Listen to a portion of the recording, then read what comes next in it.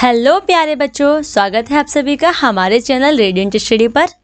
आज हम करने जा रहे हैं ईडीएमसी की क्लास 4th की वर्कशीट, जो है हमारी इंग्लिश सब्जेक्ट की वीक 14 की। तो चलिए इसे शुरू करते हैं। सबसे पहले आप यहाँ अपना नाम लिखेंगे, उसके बाद यहाँ आप अपनी डेट लिखेंगे। तो आज का जो हमारा लेसन है वो लेसन 14 है, the giving tree and the donkey. मतलब जो पेड़ है वो देने वाला पेड़ और एक गधा। तो draw and right the name of the things that the tree gives us. हमें ये जो एक पेड़ दे रखा है हमें यहाँ पे, इसमें हमें उन चीज़ों के नाम लिखने हैं जो पेड़ हमें देते हैं। और क्या लिखा है, ड्रॉ, और हमें उनकी पिक्चर भी ड्रॉ करनी है। यहाँ पे पिक्चर लिखनी है और यहाँ पे उनका नाम लिखना है। तो ट्री हमें क्या देते हैं, फ्रूट्स देते हैं। और क्या देते हैं, हमें वेजिटेबल्स देते हैं। और बच्चों क्या देते हैं, हमें जो मेडिसिन्स भी देते हैं। मेडिसिन्स मतलब दवाइयाँ देते हैं। और हमें शेड देते हैं, मतलब छाया देते हैं। और क्या देते हैं, वुड देते हैं, लकड़ी जिसका हम काम करते हैं, कुछ भी बनाते हैं। और बच्चों ट्रीज़ जो है हमें फर्नीचर भी देते हैं, हम उनसे फर्नीचर बनाते हैं उनकी लकड़ियों से। और फ्यूल भी देते हैं, उनकी लकड़ियों को हम जला के ईंधन भी बना सकते हैं। तो ये सब चीज़ें हैं जो ट्री हमें देता है, और यहाँ पे हमें अपने हिसाब से उसकी पिक्चर ड्रॉ करनी है। यहाँ पे FUEL है, फ्यूल। फ्यूल मतलब ईंधन। अब आते हैं हम नेक्स्ट क्वेश्चन पे। Change the number in grammar. व्याकरण में the number refers to the count of a noun. When we add s और es at the end of a noun, मतलब सिंगुलर, इट बिकम्स प्लूरल। मतलब ये बता रहे हैं कि नाउन में क्या होता है, जब हम किसी नाउन में जो सिंगुलर है, सिंगुलर मतलब एक वचन है, उसमें s या es जोड़ते हैं तो प्लूरल बन जाता है। प्लूरल मतलब बहुवचन बन जाता है। इट्स नंबर इंक्रीज, उसका नंबर जो है वह बढ़ जाता है। Example dog. डॉग का मतलब क्या होता है, कुत्ता। रिफर्स टू 1, एक के लिए हम डॉग यूज़ करते हैं। और फिर हमने उस एस लगा दिया, हो गया डॉग्स। रिफर्स टू मैनी, मतलब कई सारे डॉग्स। तो यहाँ पे ये सिंगुलर है डॉग, और हमने एस लगा के उसको प्लूरल कर दिया है। तो हमें आगे भी ऐसे ही करना है। क्वेश्चन देखते हैं हम। तो ये फिल इन द ब्लैंक्स है, इसमें हमें क्या करना है पढ़ते हैं ज़रा। My mother went to the market. मेरी माँ बाजार गई। And bought a kilogram of, और उन्होंने 1 किलो क्या खरीदे, एप्पल्स। यहाँ पे क्या लिखा है, एप्पल या एप्पल्स। तो 1 किलो खरीदे हैं, 1 किलो में ज़्यादा आएंगे, तो ज़्यादा के लिए हम क्या लिखेंगे, एप्पल्स। आ डजन, मतलब 1 दर्जन क्या खरीदे उन्होंने, बनाना या बनानाज। अब 1 दर्जन में बनाना भी ज़्यादा है तो हम बनानाज लिखेंगे। एंड और एन ऑरेंज या ऑरेंजेस, एक है तो यहाँ पे ऑरेंज लगाएंगे, ज़्यादा होते तो ऑरेंजेस। तो यहाँ पे सिर्फ हम ऑरेंज लिखेंगे। और यहाँ एन भी लगा है, एन का मतलब एक ही होता है। माई ब्रदर वॉन्टेड आ, मेरे भाई को चाहिए था एक। एक क्या चाहिए था, एक ही है, बनाना। एक होगा तो यहाँ पे बनाना ही आएगा क्योंकि ये सिंगुलर है। And my sister asked for an, और मेरी बहन ने क्या मांगा, एक। एन मतलब एक एप्पल, यहाँ पे एक है तो एप्पल ही आएगा। अ ट्री हैज़ 1, एक पेड़ में होती है एक। एक क्या होती है, ट्रंक या ट्रंक्स। तना जो होता है ये एक लिखे, एक है तो यहाँ पे सिर्फ ट्रंक लिखेंगे हम, ज़्यादा होते तो ट्रंक्स लिखते हैं। बट हैज़ मैनी, लेकिन बहुत सारी क्या होती हैं, ब्रांचेज, शाखाएं। तो बहुत सारी हो गई तो यहाँ पे हम ब्रांचेज लिखेंगे, branches. A branch has a number of, अब एक शाखा में क्या होती है, नंबर ऑफ लीव्स, पत्तियां। पत्तियां बहुत सारी हैं तो हम यहाँ पे लीव्स लगाएंगे। एंड और क्या होते हैं, फ्लावर या फ्लावर्स। एक फूल होता है, बहुत सारे फूल होते हैं, बहुत सारे, तो यहाँ पे हम फ्लावर्स लगाएंगे।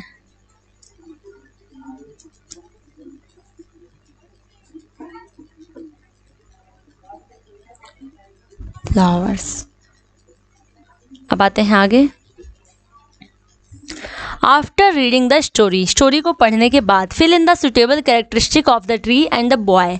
तो आपको उस ट्री के बारे में, जो द गिविंग ट्री में आपका ट्री है और वो जो बच्चा है, उन दोनों के बारे में बताना है कि उन दोनों का जो कैरेक्टर था, चरित्र था, वो कैसा था, इसमें से छांटना है। तो हमने स्टोरी में पढ़ा है कि जो ट्री था वो हमेशा उस बच्चे को देता ही रहता था, लेकिन बच्चा कभी भी उसके लिए थैंकफुल, उसके लिए शुक्रिया अदा उस पेड़ को नहीं करता था। उसने ज़िंदगी भर उस पेड़ से सिर्फ लिया ही था, उसे कभी थैंक यू भी नहीं बोला था। तो यहाँ पे हेल्पफुल किसके लिए आएगा? हेल्पफुल मतलब जो किसी की मदद करता है, वो ट्री के लिए आएगा। तो यहाँ हम लिखेंगे हेल्पफुल। सेल्फिश, सेल्फिश मतलब स्वार्थी, जो सिर्फ अपने बारे में सोचता है, वो कौन था? वो बॉय। तो सेल्फिश इसमें लगा देंगे। फिर आता है अनग्रेटफुल, मतलब जो किसी का एहसानमंद नहीं होता है, गैर एहसानमंद, तो वो कौन था? हमारा बॉय। तो यहाँ पे लिख देते हैं अनग्रेटफुल।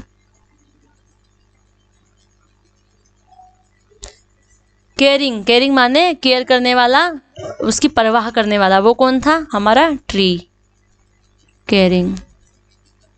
लविंग मतलब प्यारा, कौन था? वो भी हमारा ट्री था, क्योंकि वो अपने उस बच्चे से बहुत प्यार करता था, हालांकि वो बच्चा उसे बिल्कुल प्यार नहीं करता था। रूड मतलब घमंडी कहेंगे या गुस्सैल कहेंगे या मतलब अकड़ू कहेंगे, तो वो कौन था? वो बॉय। तो सेल्फिश, अनग्रेटफुल और रूड बॉय था, और हेल्पफुल, केयरिंग और लविंग वो पेड़ था। अब आते हैं अगले क्वेश्चन पे। Whom do you like more and why? अब आपको कौन ज़्यादा पसंद आया, बॉय या ट्री? तो आप सबको ऑब्वियसली ट्री पसंद आया होगा, क्योंकि ऐसे लोग तो पसंद नहीं आएंगे जो रूड हों, किसी के एहसानमंद ना हो, स्वार्थी हों। तो we like tree because it always gives us things without any demands. उसको कुछ चाहिए नहीं होता पेड़ को हमसे, वो सिर्फ हमें देता है। ठीक है बच्चों। अब बच्चों आते हैं हम क्वेश्चन नंबर 4 पे, तो ज़रा इसे पढ़ते हैं। लाइक ट्रीज, पेड़ों की तरह, we should also show love and care towards animals. हमें जिस तरीके से पेड़ों से करना चाहिए, उसी तरीके से हमें जानवरों के साथ भी प्यार और दया दिखानी चाहिए, उनकी मदद करनी चाहिए, उनकी केयर, उनकी परवाह करनी चाहिए।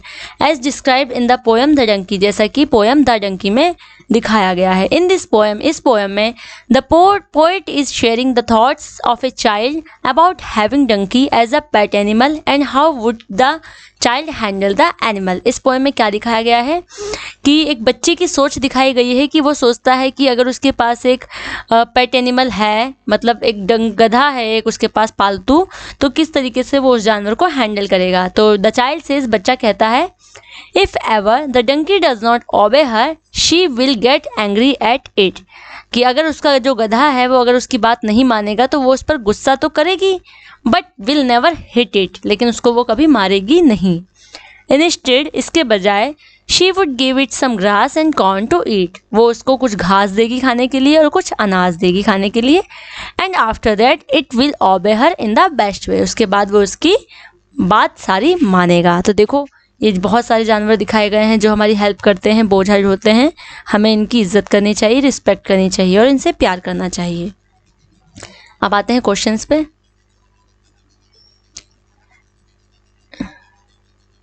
Have you seen people beating animals, what do you think of such people? क्या आपने कभी जानवरों को मारते हुए लोगों को देखा है कि लोग जानवरों को मारते हैं? तो आप उनके बारे में क्या सोचते हैं?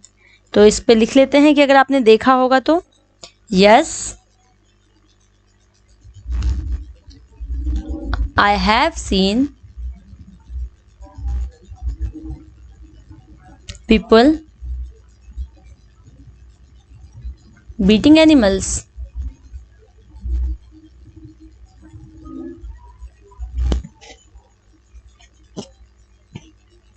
I think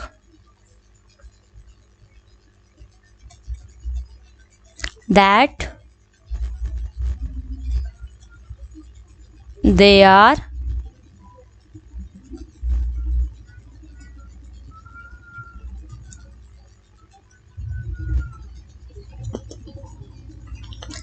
heartless.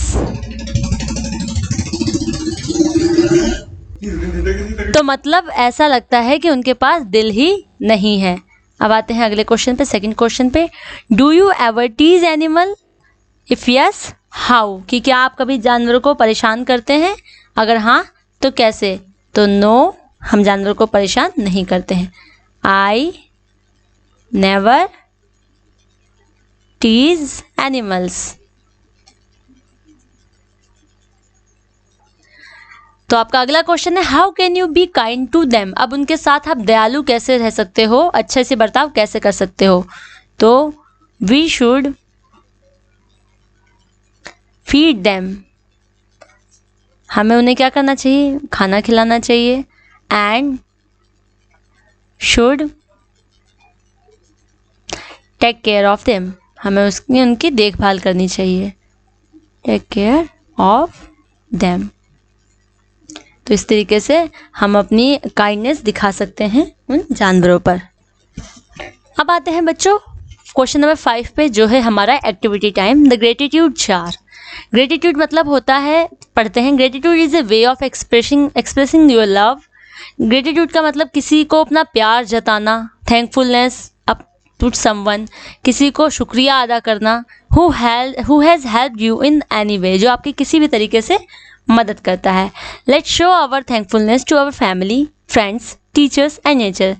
चलो चलते हैं और हम शुक्रिया अदा करते हैं अपने परिवार का, अपने दोस्तों का, अपने टीचर्स का और प्रकृति का, ये जो पेड़ पौधे सब हैं हमारे आसपास। Fill in the blanks in the following gratitude jar and colour it beautifully. तो आपको क्या करना है, इस ग्रेटिट्यूड जार है आपका, इसको भरना है और इसको इसमें फिर रंग भरने हैं इसके में फिल करके। तो शुरू करते हैं इसे। I am thankful to my family, मैं अपने परिवार के लिए, परिवार का आभारी हूँ। आभारी मतलब उनका शुक्रिया अदा करता हूँ। बिकॉज, क्योंकि, they love me and take care of me, क्योंकि वो मुझसे प्यार करते हैं और मेरा ख्याल रखते हैं। फैमिली सभी की ऐसा होती है। मी, यहाँ बच्चों ई आएगा एम के बाद। I am thankful to my teachers, मैं अपने अध्यापकों का आभारी हूँ। Because they teach me and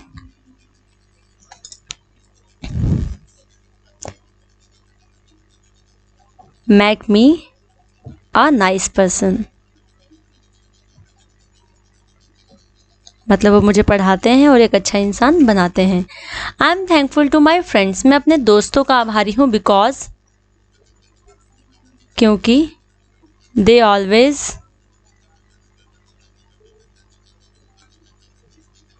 helped me.